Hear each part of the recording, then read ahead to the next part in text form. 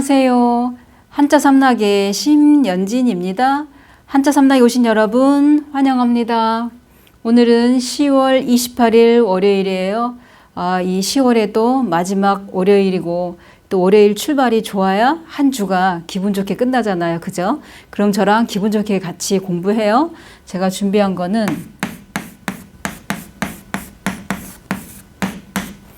큰 검은고 슬. 이 검은고 슬 그러면 또 바람소리란 뜻도 있고 보면은 금슬, 우리 검은고 금도 이미 배운 적 있어요. 검은고 금슬. 그러니까 금슬이라 하면은 검은고와 큰 검은고, 또 다른 뜻은 검은고와 비파. 거기에 속뜻은 금슬이란 속뜻은 부부의 정, 이렇게도 이제 나타났고, 여기에 위에 보면은 보통 쌍옥학 그래요. 그 검은고 보면은 그 줄이 있으면 밑에 지지대 같은 게 있잖아요. 그거를 기러기발 이렇게 얘기하잖아요. 그거를 옥으로 만든 기러기발이다. 이것이 이제 그런 얘기고, 그 다음에 또 다른 뜻은 뭐라고 써 있냐면은 현악기의 모양을 본뜬 글자다 이렇게 나와 있어요. 그 자언 설명에. 그러면서 여기에 보면 여기 반드시 필이 나와 있어요. 이 검은고 금 그랬을 때는 여기 이재금이 음을 빌려주듯이 이 반드시 필자 같은 경우도 마찬가지로 종성 음을 빌려준 역할을 한 건데, 그렇다면 이거를 회의문자로 해석을 한다면 이 필자 같은 경우에는 그 만약에 연주를 하게 되면 그 음에 맞게끔 연주를 해야 되잖아요. 그러니까 쉽게 표현하자면 만약에 제가 피리를 부는데 도를 지금 해야 되는데 지금 도를 불러야 되는데 내가 레를 누르면 음이 안 맞잖아요. 그죠? 그런 것처럼 반드시 필이라는 거는 만약에 회의문자식으로 해석을 한다면 그 음계에 맞게 반드시 음계에 맞게 연주를 해야 되지 내 마음대로 연주를 하게 되면 안 되죠. 음이 하나만 해도 틀리면도 귀에 다 거슬리잖아요. 그죠? 그런 것처럼 반드시 필은 물론 형성문자지만 회의문자식으로 해석을 할 때 우리가 이제 악보를 보고 했을 때는 반드시 그 악보에 있는 계음대로 해야지 내 맘대로 할 수는 없는 거다. 이렇게 생각을 하시면은 어렵지는 않다. 이거죠. 그래서 이 검은고, 큰 검은고 슬 같은 경우 좀 전에 말씀드린 것처럼 바람소리란 뜻도 있다는 거를 이제 기억해 두시면 돼요. 항상 대표 운음만 있는 건 아니라는 거를 제가 말씀드리고 싶어요. 다음에 두 번째로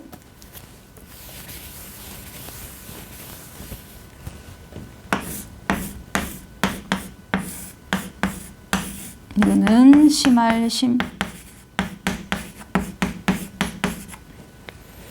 이 심할심은 예를 들면 뭐 극심하다 뭐 이런다든가, 극심하다 그러는 거 몹시 지독하다 이런 얘기고, 이 심자에다가 뒤에 깊을 심자 이렇게 쓰면은 우리 아주 흔하게 나오는 글자예요. 심심하다라는 거는 매우 깊다. 그러니까 예를 들면 심심한 감사를 드립니다. 뭐 심심한 사과를 한다. 제가 지난 그 토요일 날 문장을 설명할 때 우리 학생들이 문해력이 이제 많이 부족하다 그랬잖아요. 그 요즘도 아이들이 심심한 사과 그러면은 심심할 때 사과하는 거냐고 이렇게 되묻듯이 이제 아이들이 그걸 잘 몰라서 하는 거죠. 한자를 알면 그런 실수를 안 했을 텐데, 그죠? 그래서 여기에 심심하면은 똑같은 심자가 겹치는데 뒤에 이렇게 깊을 심이 나오면은 그 마음씀이 매우 깊다 이런 뜻이고, 예를 들면은 심심한 감사를 드린다, 심심한 사과를 드린다, 뭐 이런 얘기죠. 그러면 이건 이제 자전에 먼저 설명을 드리면 뭐라고 나뉘냐면 이 위에 있는 거는 하나가 달감자고 또 하나는 짝필, 이 두 개가 결합되어 있는 거예요. 이 심할심자가. 그러면 자전에서는 뭐라고 나오냐면 남녀가 짝필, 짝을 이루어 즐겁다, 달감자를 즐겁다로 해석을 해서 남녀가 짝을 이루니 즐겁다. 뭐 그 서로 만난 그 연인들이 서로 좋아서 만났을 때 얼마나 뭐 재밌게 잘 지내겠어요. 콩당콩당. 그죠? 그래서 여기에 보면 이 자전 설명은 이렇고 자원 설명에는 뭐라고 나왔냐면 이 달감하고 짝필은 이제 두 가지 이게 나왔어요. 그럼 여기서도 마찬가지로 이게 달감이 부수예요. 이거는. 그러면 한 쌍의 짝필, 한 쌍의 그 남녀가 달콤한 이제 그 사랑을 속삭이면서 이게 달감, 맛있는 음식을 먹으니 인생에 어떤 즐거움이 더할 나위 없다. 그래서 몹시 아니면 심하다 이런 뜻으로 쓰여 있고, 또 하나는 뭐냐면 달감자가 나왔어요. 그럼 달다 그랬을 때 제가 만약에 지금 초콜릿을 먹고 있어요. 초콜릿도 달잖아요. 그런데 짝을 이룬다, 더 단 거, 제가 만약 거기다가 조청에다 찍어 먹는다 그러면 옆에서 보면 초콜릿도 단데 그걸 조청에다 찍어 먹는단 말이야. 와, 심하다. 너무 이거는 단맛의 극치를 이루는 거잖아요. 그럴 때 그런 것처럼 아주 심한 그런 말을 할 때 이제 이 말을 쓴다 이거예요. 뭐 가뭄 같은 경우도 심하면 극심한 가뭄 이렇게 얘기하듯이 아주 심하다, 이제 이런 뜻으로 해석을 하시면 돼요. 이거는. 그래서 이 심할심의 부수는 잘 못 찾아요. 달감자가 부수라는 거를 기억을 해두세요. 자, 그 다음에 세 번째. 여기서 지금 이 심자 나온 김에 이렇게 전에도 제가 했던 것 같은데, 이 심자에 지, 이렇게 나오면 전에 했던 것 같은데, 심지어 한글이 아니라 한자어예요. 그 사람은 얼굴도 잘생겼는데 심지어 공부도 잘한대, 이럴 때 심지어가 한자로 쓰이는 거지 한글이 아니라는 거. 한글 같지만 한자어, 이런 거 생각보다 좀 많아요. 그죠? 제가 아마 이거 특강 때 했었던 기억이 나요. 자, 그 다음에 세 번째 글자로 넘어갈게요. 이거는 언더안. 자, 이 언더간 그러면 들어가는 그 단어 우리가 생각할 때 연안부두, 연안, 또 이게 연안이란 건 이제 바다 가까운 데 있는 거, 해안, 또 그다음에 동해안. 이때 바다가 이렇게 있으면은 옆에 그 사이드 이제 이런 걸 말하잖아요. 그러면 또 피안이라는 건 또 어떤 불교 용어 같은 그런 이제 우리가 떠올릴 때, 그러니까 현실 밖의 세계다, 어떤 깨달음의 세계다, 이런 얘기할 때 피안 할 때도 쓰는 거고. 그러면 이거는 대표 훈음이 언덕 아닌데 산골이란 뜻도 있고 계곡이란 뜻이 있어요. 이 글자 자체가.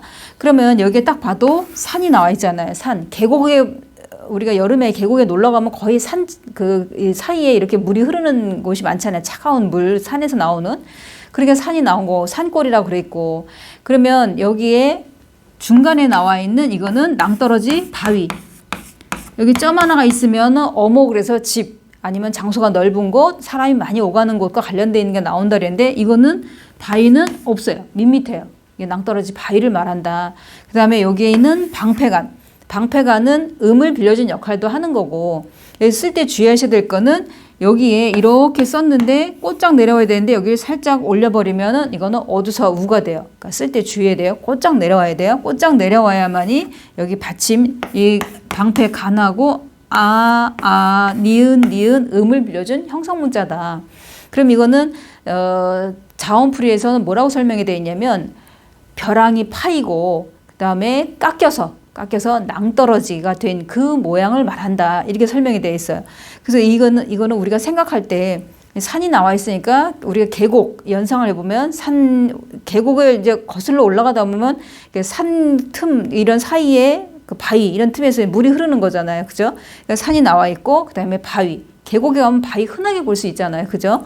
그다음에 여기 방패가는 음을 빌려준 역할을 하는데, 방패가 이렇게 딱 보면은 딱 밋밋하잖아요. 그러니까 절벽 같은데 깎아지를 듯한 그런 절벽 많이 보잖아요.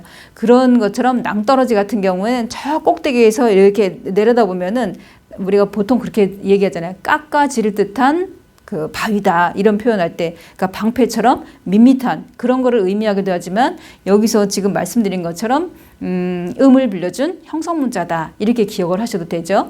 그래서 우리 귀에 아주 뭐 익숙한 뭐 동해안, 서해안, 남해안 할 때 이런 거 쓰는 거고, 연안 뭐 이런 연안어 뭐 이런 식으로 할 때, 그러면 이 한자 같은 경우에는 좀 전에 말씀드린 것처럼 한자는 하나를 써도 정확하게 똑바로 써야 되는데, 여기에 분명히 이제 제가 방패간, 이게 방패가 밋밋하듯이 깎아지를 듯한 낭떠러지를 연상을 해보시라 했는데, 이거를 살짝 삐쳐버리면 어조사 우가 되기 때문에 전혀 다른 글자를, 이게 있지도 않은 글자가 만들어지는 거니까 하나를 배워도 이게 정확하게 이제 배워야 되니까 방패간이라는 거 꼭 잊지 마시고, 여기다가 점을 찍으면 안 되고, 점을 찍으면 바위가 아니라 어모가 되기 때문에 이제 실수할 수 있으니까 절대로 점을 찍지 않고 이렇게 있는 그대로 배우시면은 실수하는 일은 없을 거예요. 자, 그러면 제가 준비한 이 세자 여기서 마치고 내일 화요일 날 또 새로운 글자로 찾아뵙겠습니다. 지금까지 한자 삼락의 심연진이었습니다. 안녕히 계세요.